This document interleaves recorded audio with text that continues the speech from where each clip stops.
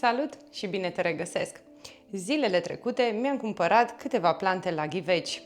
Întotdeauna mi-au plăcut plantele în casă și am admirat profund persoanele care reușesc să țină adevărate grădini botanice în casele sau apartamentele lor. Nu știu cum este pentru tine, dar pentru mine îngrijirea plantelor la ghiveci a fost mereu o provocare reală. Aproape toate plantele pe care le-am avut de-a lungul anilor au cedat în timp, iar de fiecare dată problema a fost udarea. Fie le-am udat peste nevoile lor, fie am uitat pur și simplu să le ud. Așa că m-am resemnat și am renunțat la plantele din casă. Și vreau să spun că le-am simțit cu adevărat lipsa. Știu că viața de astăzi se desfășoară într-un ritm alert. Serviciu, familie, casă, prieteni, hobby-uri, sunt atât de multe lucruri care ne cer atenția. Și printre toate acestea trebuie să găsim și spațiul mental ca să ne amintim să ne udăm plantele. Nu ar fi însă minunat dacă ar exista o soluție prin care plantele să aibă apă exact atunci când au nevoie, fără să fie necesar să ne preocupăm constant de acest lucru? Mai ales că fiecare plantă are nevoi diferite în ceea ce privește udarea. O soluție care să permită ca fiecare plantă să primească exact atâta apă cât are nevoie, fără să stăm să măsurăm volume sau timp de udare. Dacă și tu te-ai confruntat cu astfel de provocări, când să uzi, cât să uzi, ce faci când pleci într-o vacanță sau o călătorie și nu ai pe cineva care să vină să-ți ude plantele, ei bine, acest video este pentru tine. Pentru că îți voi vorbi despre soluția care mie mi-a redat curajul și speranța că pot avea din nou plante ornamentale în casă. În primăvară vorbeam cu o prietenă tare dragă mie și îi împărtășeam dorința mea de a găsi un meșter olar care să-mi realizeze niște vase de lut nesmălțuite pe care să le folosesc pentru udarea în adâncime a culturilor din paturile înălțate. În acel moment, prietena mea îmi spune: dar există deja, le fac cei de la Lutoia și au și vase pentru plante la ghiveci. Mie mi-au salvat efectiv plantele pe timpul verii și nici nu mai stau cu grija udării, mai ales că am plante sensibile la cantitatea de apă. Despre vasele de lut de 2 litri de irigat în adâncime în grădină am vorbit deja pe larg într-un videoclip pe care l-am publicat în vară aici pe canal și pe care îl găsești în recomandările de la final dacă încă nu l-ai urmărit. Spuneam atunci că voi face un material dedicat special vaselor de udat plantele din ghivece, pentru că sunt o soluție excelentă pentru toți cei care doresc o irigare eficientă și naturală a plantelor ornamentale. Așadar, după ce prietena mea mi-a arătat ghivecele ei cu vasele de lut pentru udat plantele, am intrat imediat pe site să văd și eu și deși toate modelele mi-au plăcut, și cele natur și cele smălțuite, cele pictate manual mi s-au părut ca niște bijuterii.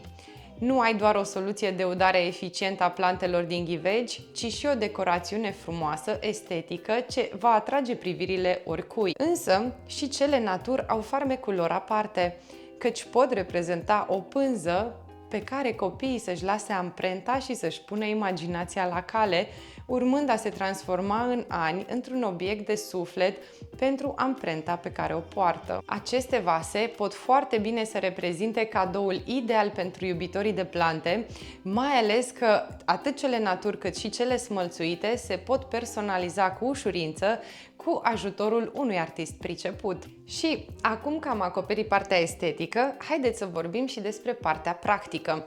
Cum funcționează aceste vase și de ce sunt ele atât de eficiente? Cum reușesc să țină plantele hidratate, fără udări zilnice, fără prea mult sau prea puțin și fără stres? Și cum fac asta într-un mod absolut natural, fără tehnologie și fără setări complicate? Răspunsul este surprinzător de simplu. Ca și în cazul vaselor de udat în grădină, și aceste vase funcționează tot pe principiul echilibrării diferenței de umiditate dintre interiorul vasului și solul în care acesta se află.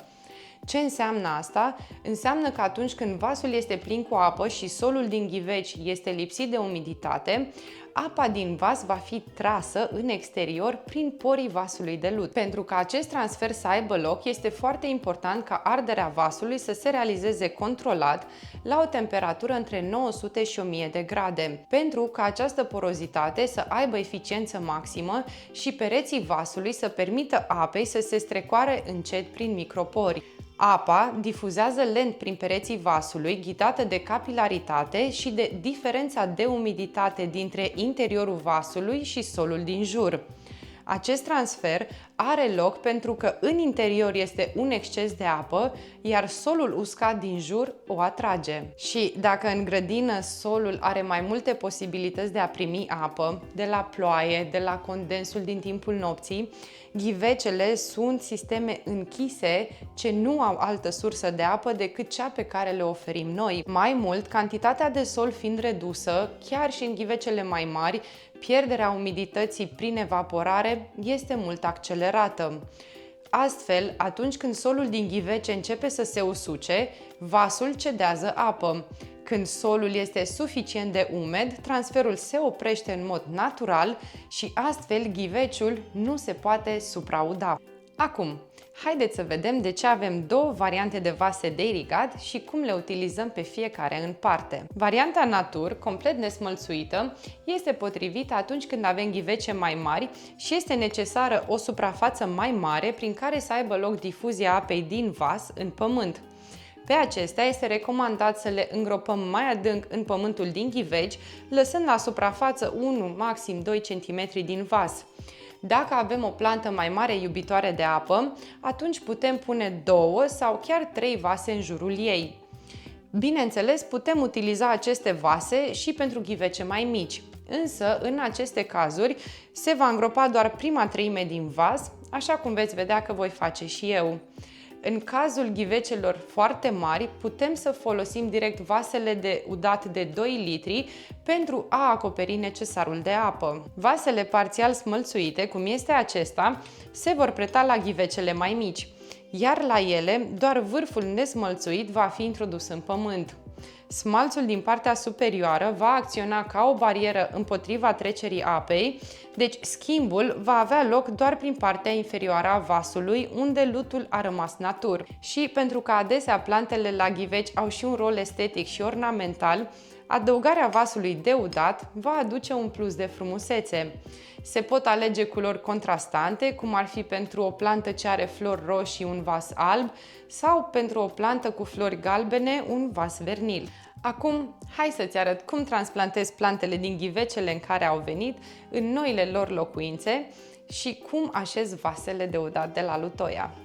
Dar înainte, vreau să spun că am văzut adesea plante la ghiveci cu un pământ compactat, crăpat și lipsit de viață.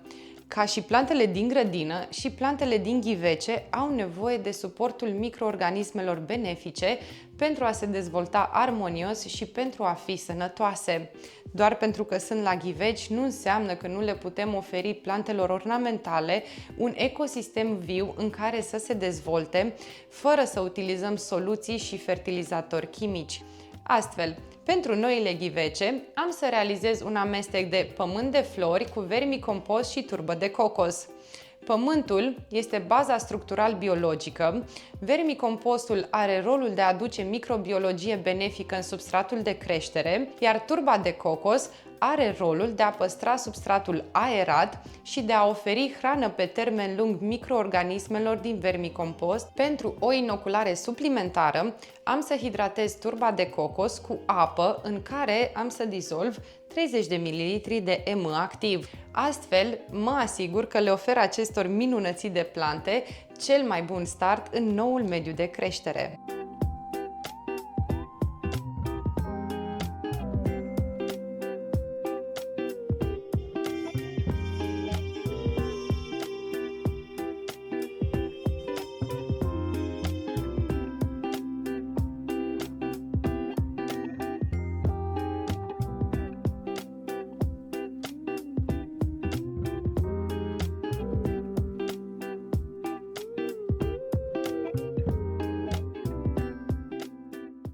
Microbiologia pe care o aduc în acest moment inițial în substratul de creștere va avea și rolul de a crea și menține o structură cât mai aerată și de a colabora cu sistemul radicular al plantelor pentru a le ajuta să-și obțină nutrienții de care au nevoie. Și dacă te întreb cum poți să aduci și tu microbiologie benefică în ghivecele tale fără să muți plantele, să știi că poți uda plantele la intervale regulate, de exemplu o dată pe lună, cu EM activ și cu extract de compost sau vermicompost. Ce este extractul de vermicompost și cum îl pregătești, ți-am arătat în videoclipul în care am construit ferma de râme, pe care îl găsești aici pe canal.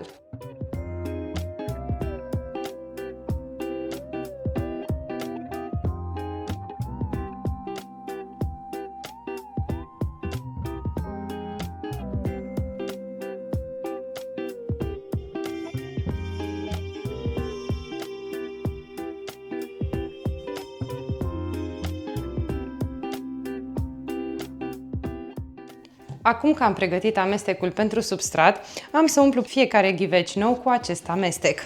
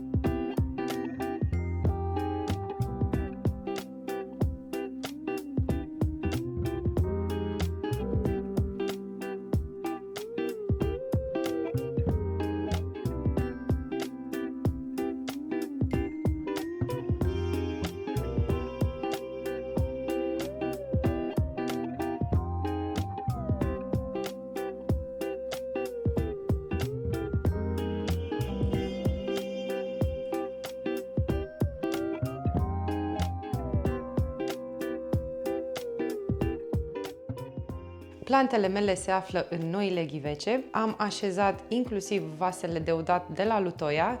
Aceste versiuni sunt vase de 350 de ml. Pentru ghivece mai mici există și modele mai compacte și mai micuțe de 250 de ml. La final, am făcut un lucru care este făcut foarte rar sau aproape deloc atunci când vine vorba de plantele ornamentale la ghiveci. Am mulțit ghiveciul la suprafață cu turbă de cocos, atât pentru o retenție sporită a umidității în mediul de creștere, cât și pentru a oferi hrană microorganismelor benefice pe care le-am adus prin vermicompost și EM activ. Mai mult, turba de cocos are un aspect estetic foarte plăcut. Uite cât de frumos arată! Sper că ți-a plăcut acest material și mai mult, sper că vei experimenta și tu acest mod eficient și simplu de udare a plantelor la ghiveci. Nu uita că Lutoia a oferit comunității AIP codul AIP LUT10, care îți oferă 10% reducere la toate produsele lor de pe site și că te poți bucura de minunatele lor produse atât pe teritoriul României cât și în alte țări din Europa. Codul AIP LUT10 este un cod afiliat, ceea ce înseamnă că dacă alegi să-l folosești, beneficiezi de reducerea de 10% și, în același timp, susții și munca mea și acest canal fără niciun cost suplimentar pentru tine, lucru pentru care îți mulțumesc. Mai mult, să știi că împreună cu Lutoia pregătesc o surpriză foarte frumoasă despre care vei afla mai multe detalii la începutul lunii decembrie, luna cadourilor. De asemenea, într-unul din videoclipurile viitoare am să-ți împărtășesc cum se descurcă aceste frumuseți de plante cu sistemul de udare cu vase de lut, cum fluctuează nivelul de umiditate din zona de creștere pe care am să-l verific cu ajutorul acestui umidometru și cam la ce intervale va trebui să reumplu vasele. De asemenea, îți voi arăta cum am grijă pe termen lung de plante, cum mă asigur că mențin un ecosistem sănătos în mediul de creștere și că aduc aportul de nutrienți de care plantele au nevoie într-un mod 100% natural, fără niciun fel de soluții chimice. Până atunci, te invit să rămâi aproape de canal, să te abonezi și să apeși clopoțelul pentru notificări ca să fie anunțat ori de câte ori public noi materiale și, bineînțeles, dacă ai întrebări, lasă-le în comentarii și îți răspund cu drag. Până data viitoare, îți doresc toate cele bune și spor în toate! Ceau!